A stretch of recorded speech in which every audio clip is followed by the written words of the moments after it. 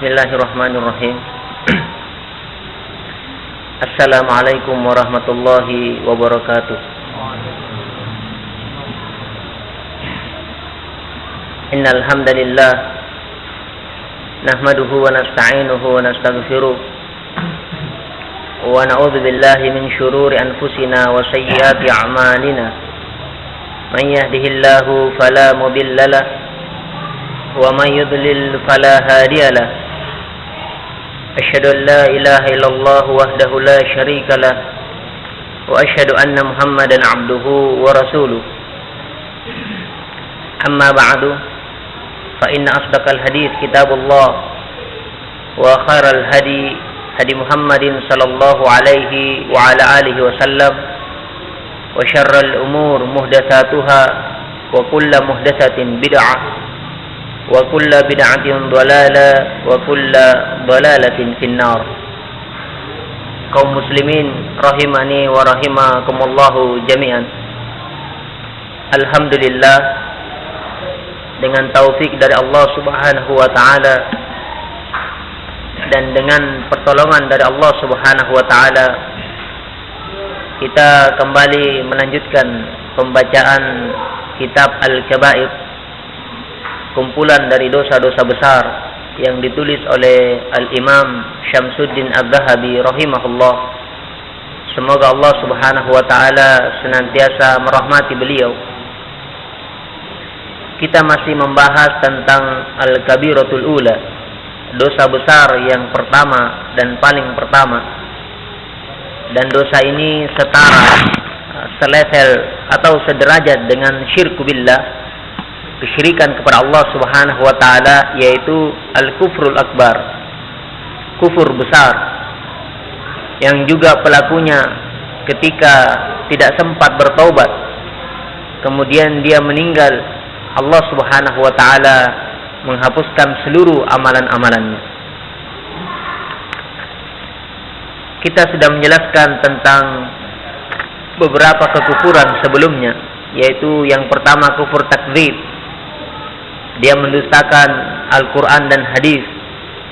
Kemudian yang kedua kufur iba wal istikbar ma'at tasdiq, dia kufur karena kesombongan dan keengganan, enggannya dia padahal dia mengakui hal itu adalah hak. Kemudian yang ketiga kufur dhon wa syak, dia kufur karena dia ragu dan bimbang terhadap al-haq atau hari kiamat. Sekarang kita lanjut kepada kufur i'rad, kufur berpaling.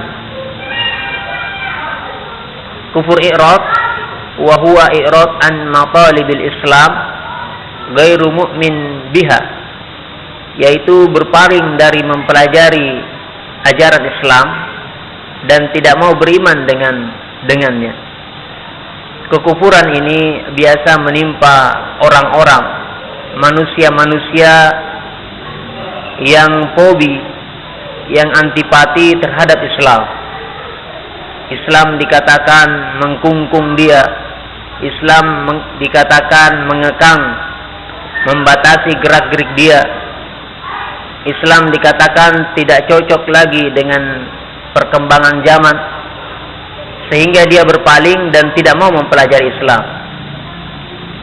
Allah Subhanahu wa taala berfirman tentang orang-orang seperti ini dalam surat Al-Ahqaf ayat ketiga. Allah Subhanahu wa taala berfirman, a'udzubillahi minasyaitonir rajim, walladzina kafaru amma unziru mu'ridun. Firman Allah, dan adapun orang-orang yang kafir, amma unziru, terhadap apa-apa yang diperingatkan kepada mereka, mu'ridun, mereka berpaling. Jadi berpaling, tidak mau mendengarkan kebenaran, lebih-lebih mempelajari, lebih-lebih lagi mengamalkan. Yang paling jelas di antara umat-umat yang berpaling adalah umatnya Nabi Nuh alaihissalam. Nabi Nuh alaihissalam berdakwah 950 tahun. Pengikutnya kurang lebih 40 orang. 40 orang. Jadi 100 tahun belum tentu dapat satu pengikut. Termasuk anak dan istrinya yang ingkar kepada ajaran beliau sallallahu alaihi wasallam. Allah menjelaskan di dalam Al-Quran tentang akhlak, tentang tingkah laku umatnya Nabi Nuh. Kalau diberikan nasihat oleh Nabi Nuh, mereka menutup telinganya dengan pakaian-pakaian mereka. Memang tidak mau mengetahui, mempelajari, lebih-lebih lagi mengamalkan kebenaran. Nah, jadi sudah tertipu dengan kehidupan dunia, menganggap dunia itu adalah segala-galanya. Dunia itu kebahagiaan, dunia itu masa depan, dunia itulah tujuan kita diciptakan oleh Allah Subhanahu wa taala. Inilah yang menyebabkan sebagian orang tidak mau mempelajari Islam, karena Islam dianggap mengekang kebebasan dia. Allah Subhanahu wa taala di dalam Al-Qur'an menjelaskan, inna dina indallahil Islam. Sesungguhnya ad-din, agama, kepercayaan, keyakinan yang Allah ridhoi di sisinya adalah Islam. Kemudian dalam ayat yang lain dalam surat yang sama, surat Ali Imran, Allah Subhanahu wa taala berfirman, "Wa may yabtaghi ghairal islami dinan falan yuqbala minhu wa huwa fil akhirati minal khasirin."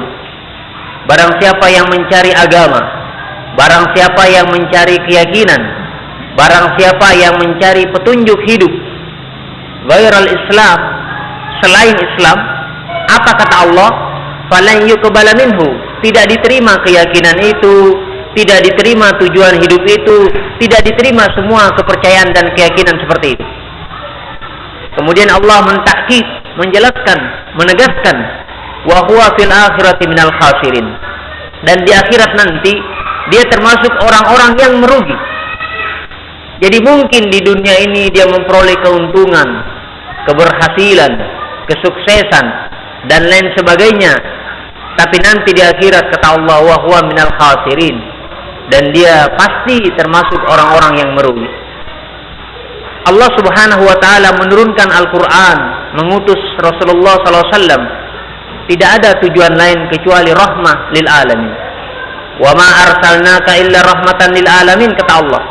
Tidaklah kami mengutus engkau wahai Rasulullah kecuali sebagai rahmat seluruh alam. Itu ucapan Allah yang Allah jelaskan di dalam Al-Quran. Jadi kalau ada orang Muslim yang mengatakan Islam ini mengungkung, Islam ini mengekang, Islam ini seperti penjara, subhanallah. Di mana dia pungut Islam seperti itu? Tidak ada di dalam ayat Allah seperti itu. Islam ini justru kebahagiaan, yang mendatangkan kebahagiaan di dunia, lebih-lebih lagi di akhirat.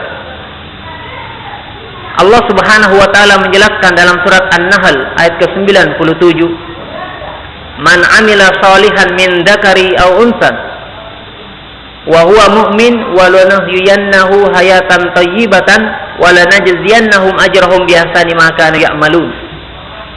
Barang siapa yang beramal soleh, man 'amila shalihan, kata Allah, wa huwa mu'min min dzakarin aw unsa, dari jenis laki-laki atau perempuan, wa huwa mu'min, dan dia beriman kepada Allah Subhanahu wa taala. Apa kata Allah? Syaratnya beramal soleh dalam keadaan beriman. Jawab syaratnya, walanuhyiyannahu hayatan thayyibatan. Pasti kata Allah, lam taukid, Allah menegaskan, pasti kami akan berikan dia kehidupan yang bahagia.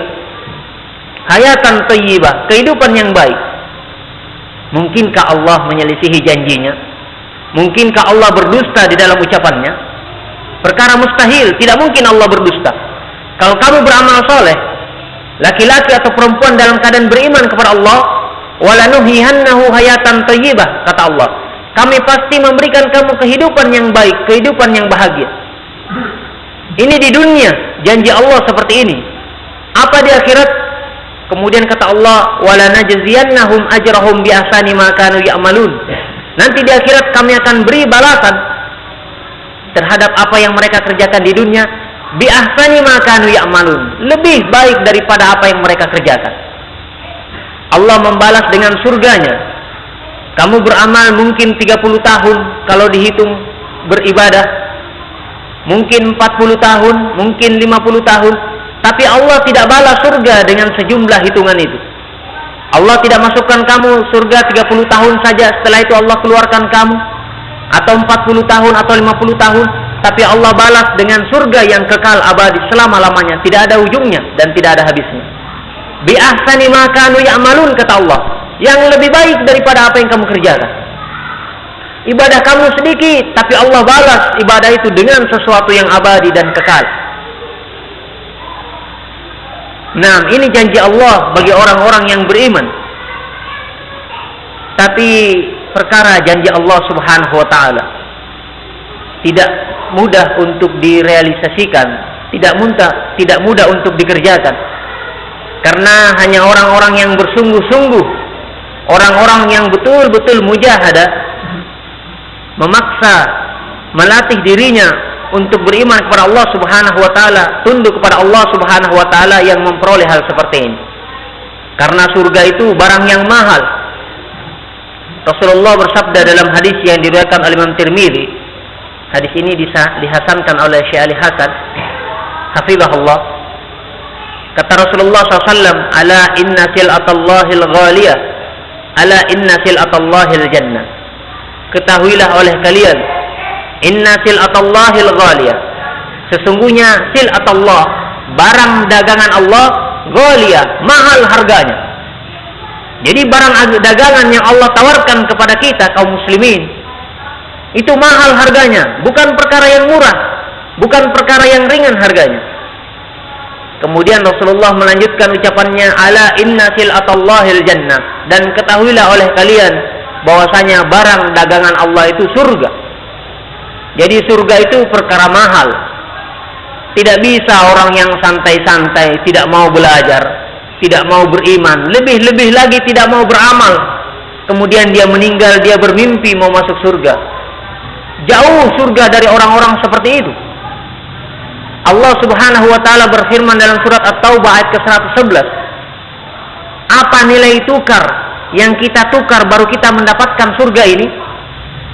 Innallaha ashtara minal mu'minin anfusahum wa amwalahum bi anna lahumul jannah, kata Allah. Sesungguhnya Allah telah memberi, Allah telah membeli. Innallaha ashtara minal mu'minin, dari orang-orang beriman. Apa yang Allah beli dari kita?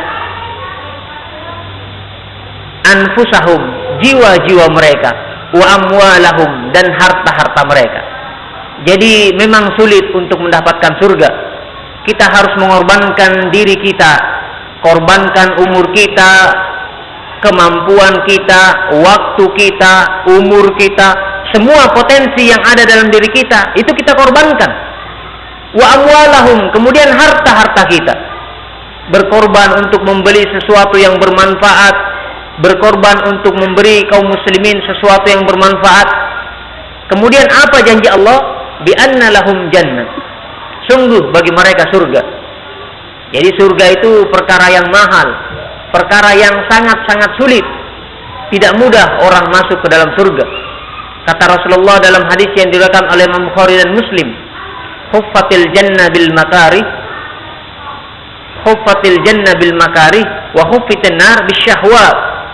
Surga itu dikelilingi, dipagari dengan perkara-perkara yang sangat-sangat sulit. Al-makari, tidak disenangi oleh hawa nafsu. Orang tidur, kita harus bangun sholat subuh. Orang berhura-hura, kita berzikir mengingat Allah. Orang makan kenyang sampai terlelap, kita harus berpuasa pada bulan Ramadan. Orang menghambur-hamburkan hartanya untuk memberi perkara-perkara yang mubazir, kita harus pergi haji, menunaikan ibadah Allah Subhanahu wa taala. Orang berfoya-foya, berhura-hura, kita menyantuni fakir dan miskin. Subhanallah. Surga itu dikelilingi oleh perkara-perkara yang tidak menyenangkan. Wa huffitin nar bil syahwat. Kata Rasulullah, neraka itu dikelilingi oleh syahwat. Jadi neraka itu dikelilingi oleh hal-hal yang menyenangkan. Khamar, senang orang, zina, nikmat orang, mendolimi orang, mengambil harta orang, menggibah, merusak kehormatannya, dan lain sebagainya. Ini perkara-perkara yang menyenangkan hawa nafsu. Nah, dalam hadis yang lain diriwayatkan oleh Ibnu Hibban, Ibnu Majah dan yang lainnya dengan sanad yang sahih, ketika Allah Subhanahu wa taala menciptakan surga, Allah mengutus Jibril untuk melihat surga. Kemudian Allah bertanya tentang komentar Nabi Jibril alaihissalam. Kata Jibril, "Ya Allah, tidak ada yang melihat tidak ada yang mendengar berita tentang surga kecuali dia akan memohon untuk masuk ke dalam surga." Karena Jibril melihat keindahan, kenikmatan yang Allah sediakan di dalam surga, Jibril berkata seperti itu. Kemudian ketika Allah menciptakan neraka, Allah menyuruh Jibril untuk melihatnya. Kata Jibril, "Ya Allah, tidak ada yang mendengar tentang neraka ini kecuali mereka akan berlindung karena azab, kepedihan dan penderitaan yang berkepanjangan di dalam neraka." Kemudian Allah Subhanahu wa taala menciptakan perkara yang mengelilingi surga dan perkara yang mengelilingi neraka. Kemudian Jibril diutus oleh Allah untuk melihat perkara-perkara itu. Kemudian Jibril melihat perkara yang mengelilingi surga. Kemudian ditanya, apa komentarnya? "Ya Allah, saya takut." Itu ucapannya Jibril alaihissalam, ya. "Ya Allah, saya takut. Jangan-jangan tidak ada umatmu, tidak ada hambamu yang masuk surga." Kenapa? Karena surga itu dikelilingi perkara yang tidak ada menyenangkan. Harus ikhlas ketika orang riya, dibayar ketika orang tulus. Subhanallah. Perkara yang sulit ini, apalagi di zaman-zaman materi seperti kita. Sulit sekali. Sampai Jibril berkata seperti, "Ya Allah, saya takut.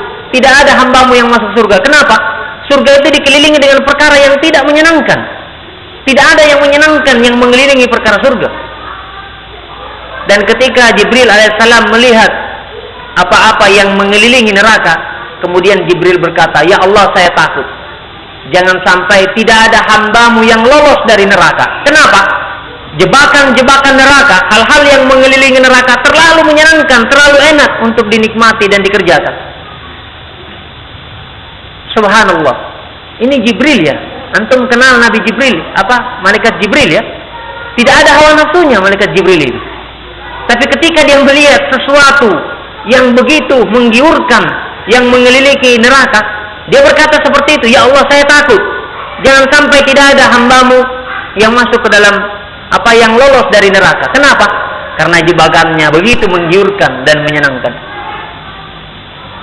Nah, jadi tidak heran di akhir-akhir zaman seperti ini kita mendengar Islam itu tidak sesuai dengan perkembangan zaman. Islam itu tidak sesuai dengan ini dan itu. Bukan Islam yang tidak sesuai dengan perkembangan zaman. Hawa nafsu kamu yang tidak sesuai dengan Islam. Itu saja.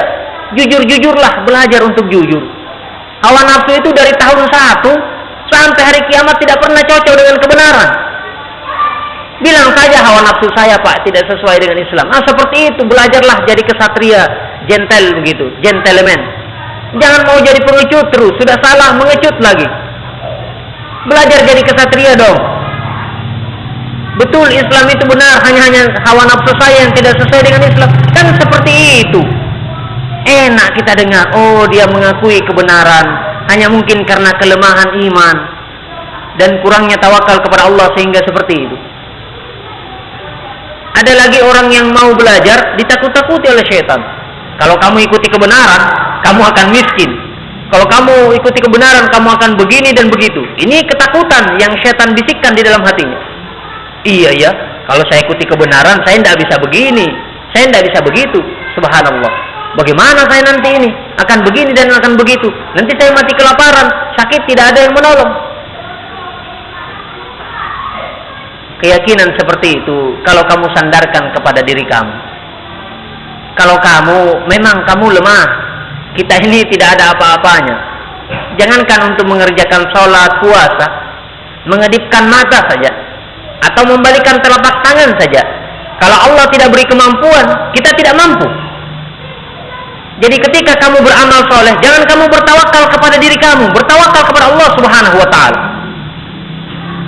Kalau kamu menyandarkan perkara itu kepada diri kamu, tidak ada yang kamu mampu. Kecerdasan, kesehatan, semua yang kamu miliki datangnya dari Allah Subhanahu wa ta'ala. Tapi kalau kamu bertawakal kepada Allah Subhanahu wa ta'ala, apa yang tidak mampu di hadapan Allah? Di hadapan kamu banyak yang tidak mungkin. Di hadapan kamu banyak yang mustahil. Tapi tidak ada yang tidak mungkin dalam pandangan Allah Subhanahu wa taala. Tidak ada yang mustahil di sisi Allah Subhanahu wa taala. Semuanya mungkin. Saya begini, saya masih tergantung ini. Tapi kalau saya begini nanti akan begini. Itu kalau kamu bertawakal dengan diri kamu. Kamu tidak punya apa-apa. Allah Subhanahu wa taala Maha mampu menyelamatkan nabi-nabi terdahulu. Nabi Nuh alaihissalam, Nabi Ibrahim alaihissalam, Nabi Musa alaihissalam. Dan kemampuan Allah Subhanahu wa taala itu tidak pudar, tidak hilang. Oh, Allah itu mampu dulu. Sekarang Allah tidak mampu lagi. Masa seperti itu keyakinannya? Allah mampu menyelamatkan kamu. Allah mampu menolong kamu. Nah, jadi jangan bertawakal kepada diri sendiri. Dan itulah salah satu doa yang Rasulullah ajarkan kepada kita. Wala takilni fi nafsi turfat ain. Ya Allah, janganlah kau serahkan diriku pada jiwaku sendiri sekejap mata pun, sekedip mata pun. Tidak boleh kita bertawakal, kita percaya diri. Kita harus percaya kepada Allah Subhanahu wa taala. Orang yang percaya diri pada hakikatnya orang yang tidak tahu diri. Dia tidak tahu dirinya. Dia kira semua perbuatannya itu murni hasil kemampuan dia, hasil kehebatan dia, hasil kecerdasan dia, hasil kepintaran dia. Padahal subhanallah, khuliqa min ma'in mahin, kata Allah, diciptakan dari setetes air yang hina. Itu asal mula penciptaan manusia. Kemudian akan menjadi bangkai yang membusuk. Kalau sudah seperti itu, apa yang kamu mau andalkan? Apa yang kamu mau sombongkan di hadapan Allah Subhanahu wa taala? Dikasih kekayaan, digunakan untuk beramal soleh, digunakan untuk mendolimi orang lain. Dikasih kecerdasan untuk mengajarkan orang kebaikan, digunakan untuk memperbodoh-bodohi orang. Dikasih pangkat dan kedudukan untuk menolong orang-orang yang lemah, digunakan untuk menindas orang-orang yang lemah. Subhanallah. Ini bukan akhlak Islam.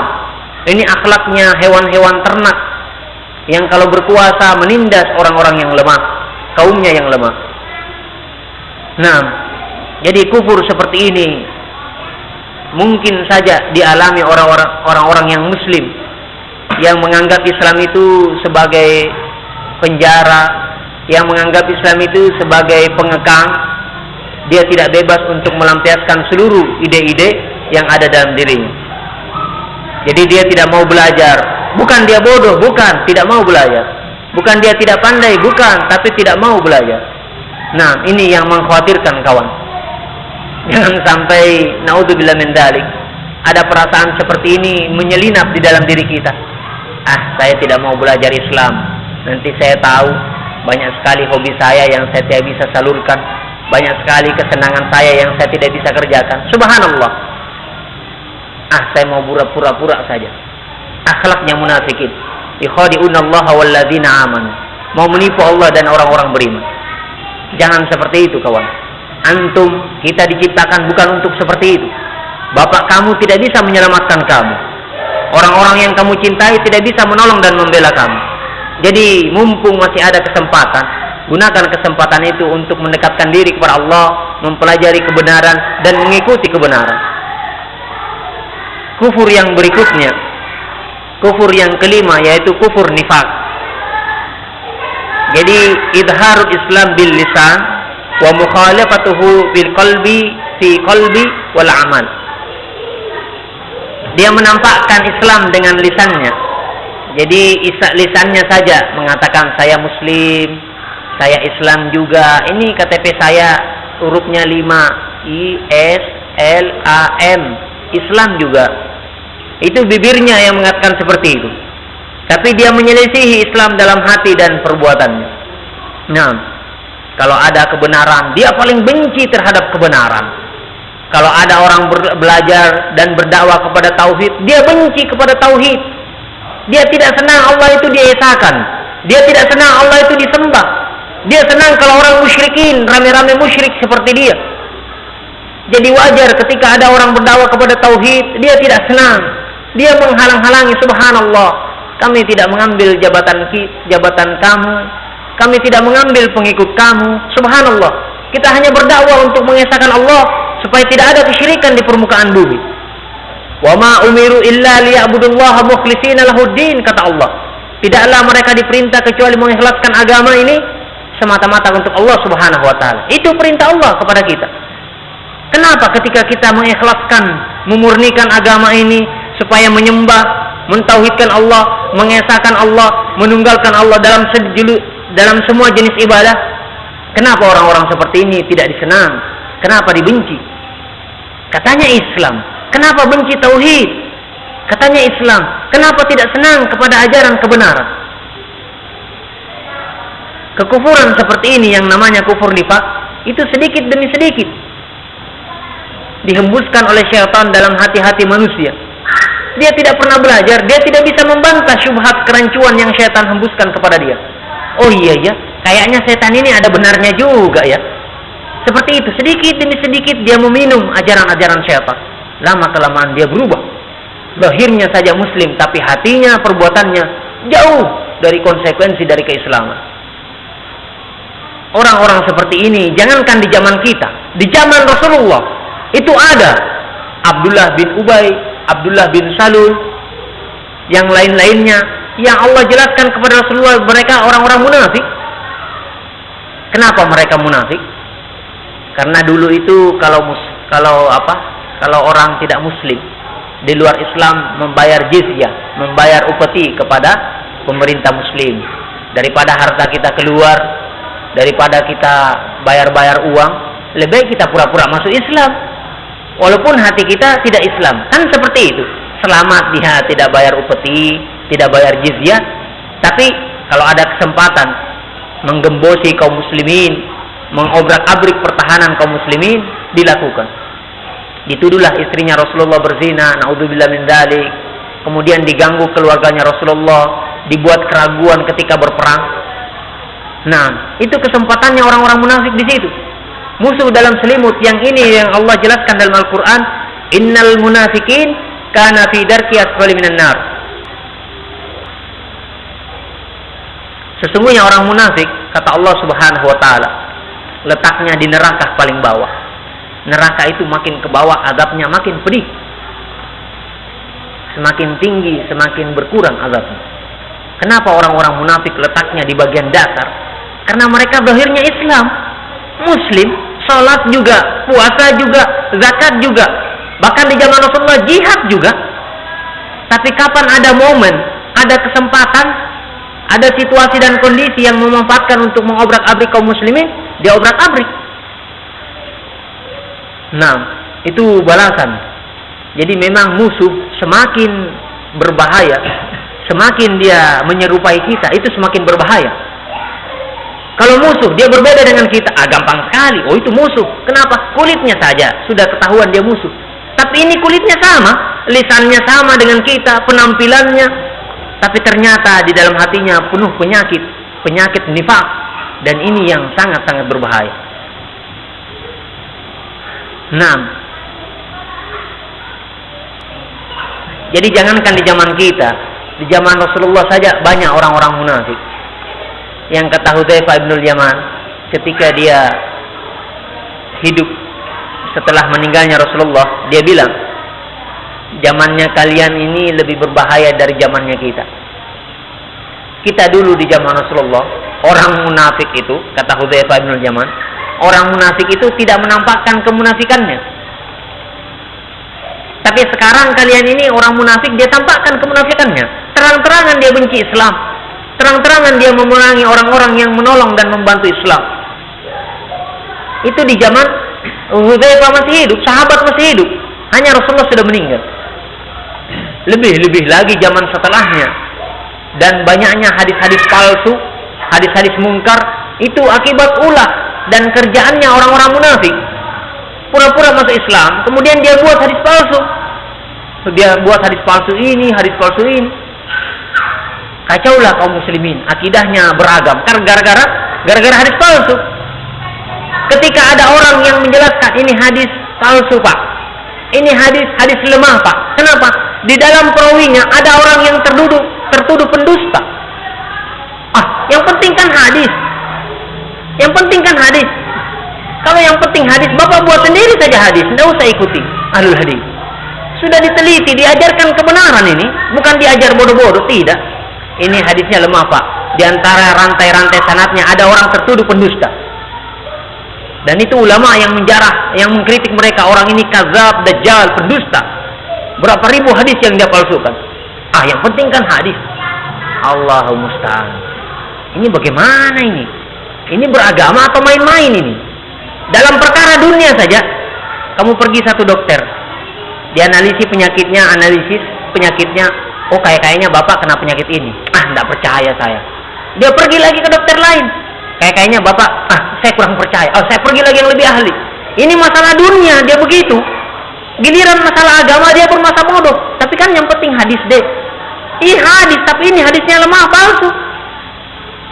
Subhanallah. Perkara agama dipermainkan seperti ini.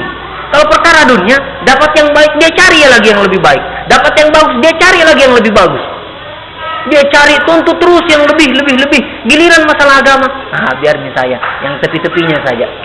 Allahumma musta'an. Ini standar ganda namanya. Sama politik luar negerinya Amerika begitu. Menggunakan standar ganda. Kenapa seperti ini akhlaknya? Dijelaskan ini hadisnya lemah. Mau secara ilmiah kita bawakan. Ini hadisnya rawinya begini Pak. Orang ini tertuduh dia pemalsu hadis. Di dalam kitab ini Imam Az-Zahabi, Ibnu Hajar menjelaskan dia itu dajjal, pemalsu hadis. Jadi hadis yang semua dia riwayatkan itu palsu. Nah, kalau tidak seperti itu akan hancurlah Islam. Terlalu banyak hadis palsu, lebih-lebih lagi hadis lemah yang bertebaran di buku-buku kaum muslimin. Ketika kita jelaskan ini hadisnya lemah, dia tidak terima. Subhanallah. Tidak tahu apa yang dia cari orang-orang seperti ini. Atau mungkin karena kita yang sampaikan. Tidak usah kita sampaikan, kita kasih saja buku baru kita tinggalkan. Kemudian kufur yang terakhir, yaitu adalah kufur juhud. Kufur menentang. Wa huwa alladhi yunkiru syai' ma'luman min ad-din mithlul arkan Islam aw iman. Yaitu mengingkari sesuatu yang diketahui secara pasti di dalam agama. Seperti dia ingkari rukun Islam, atau dia ingkari rukun iman, atau dia menghalalkan yang haram, mengharamkan yang halal. Riba, jelas-jelas Allah menjelaskan ahallallahu al-bai'a wa harrama riba. Allah menghalalkan jual beli dan mengharamkan riba. Ini jelas. Khamar, jelas-jelas Allah menjelaskan tentang khamar. Innamal khamra wal maisir wal anzab wal aslam rijsum min amali syaitan. Khamar, kemudian berjudi, kemudian mengundi nasib dengan berhala, itu najis, termasuk perbuatan setan, jelas. Tapi di kemudian hari dia lihat orang yang minum khamar. Orang minum khamar ini kalau dia mabuk di rumahnya saja dia diam-diam. Besok bisa kerja tambah kuat. Pikir-pikir, oh kayaknya ini khamar haram. Kalau dia mabuk dia teriak-teriak, dia ganggu tetangga. Tapi kalau dia mabuk dia diam-diam di rumahnya, kayaknya tidak ada mudaratnya ini. Untung pabriknya, untung yang menjual, yang membeli lagi untung, sehat. Apalagi istilah menyehatkan, anggur. Kayaknya tidak ada mudaratnya ini. Sudah mulai berubah. Dia menghalalkan apa yang Allah haramkan. Dia lihat riba. Fatwanya Majelis Ulama Indonesia, hafizahumullah, itu menjelaskan tentang ribanya ini. Dia berpikir, kayaknya riba itu yang haram. Kalau seperti lintah darat di kampung-kampung tengkulak, kalau tidak mampu bayar, anak gadisnya disita atau sawahnya diambil. Kayaknya di kota ini ribanya bagus, halus, tidak ada yang rugi. Saya bisa bangun rumahku ini kan gara-gara itu. Saya bisa ini kan gara-gara itu. Kayaknya riba ini yang haram kalau merugikan. Kalau menguntungkan kayaknya tidak haram. Lihat, berubah keyakinan gara-gara menilai kebenaran dengan panca indera. Ini bukan perkara yang mustahil ya. Banyak kejadian seperti ini. Ada orang yang musyrik, menyembah selain Allah, tapi dia rajin menyantuni fakir miskin, rezekinya lancar. Tapi dia musyrik. Kayaknya musyrik itu tidak boleh kalau dia ganggu keamanan. Kayaknya ini tidak ada keamanan yang dia ganggu. Kayaknya tidak apa-apa ini. Kayaknya tidak apa-apa ini. Subhanallah. Beragama begitu kayaknya. Kira-kiranya. Apa gunanya Al-Quran diturunkan masih pakai kira-kira kayak-kayaknya begitu? Nah, ini yang namanya kufur juhud. Dia mengingkari suatu yang perkara yang dimaklumi dalam agama Islam. Seperti sholat. Kalau kita sholat terus, tidak ada perkembangan. Mengecor sore-sore, mau asar, tiba-tiba adzan asar. Habis.